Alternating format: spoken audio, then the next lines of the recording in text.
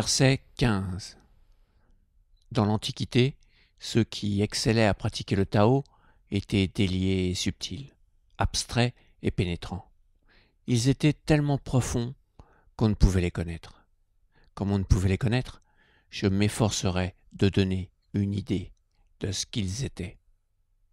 Ils étaient timides comme celui qui traverse un torrent en hiver. Ils étaient graves comme un étranger. Ils s'effaçaient comme la glace qui se fond. Ils étaient rudes comme le bois non travaillé. Ils étaient vides comme une vallée. Ils étaient troubles comme une eau limoneuse. Qui est-ce qui sait apaiser peu à peu le trouble de son cœur en le laissant reposer? Qui est-ce qui sait naître peu à peu à la vie spirituelle par un calme prolongé? Celui qui conserve ce Tao ne désire pas d'être plein. Il n'est pas plein, c'est pourquoi il garde ses défauts apparents et ne désire pas être jugé parfait. Ce verset me fait penser à la lame du tarot, l'ermite, un homme pratiquement dépouillé de tout matériel et qui avance pour se retrouver seul avec lui-même, pour une introspection et se reposer. On se rend compte, lorsqu'on commence une immersion spirituelle et la pratique de la méditation, qu'on devient de plus en plus calme sur la durée.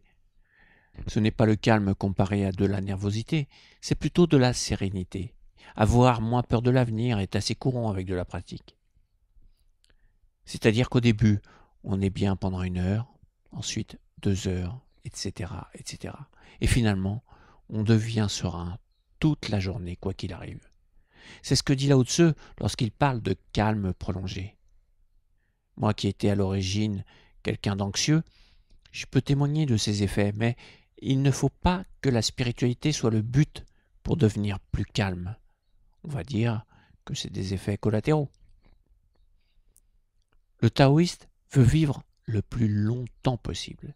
C'est dans ce sens qu'il parle d'immortalité. Et plus on est plein, plus on est lourd, plus on vieillit. Voilà pourquoi vous devez vous alléger, que ce soit au niveau psychologique que physique. Dans ce monde, on accumule toujours plus, que ce soit matériellement ou émotionnellement. On accepte beaucoup trop ce que l'on dit sur nous. Alors on se remplit encore et encore, jusqu'à ce que des problèmes de santé, comme la fameuse expression « j'en ai plein le dos ». Comme le traducteur de ce passage le précise, début de citation, ce passage veut dire que le sage aime mieux paraître rempli de défauts et d'imperfections que de briller par des avantages extérieurs. Par là, il conserve le mérite qu'il possède au-dedans de lui. Fin de citation. Vous valez plus que ce que vous pensez. C'est les autres qui ont inséré dans votre tête ce que vous pensez de vous. Lao Tzu sous-entend que le plein peut diminuer la vie, surtout si vous ne l'allégez pas. Alors, dans votre vie, comment pouvez-vous vous alléger? C'est impératif. À bientôt, au revoir.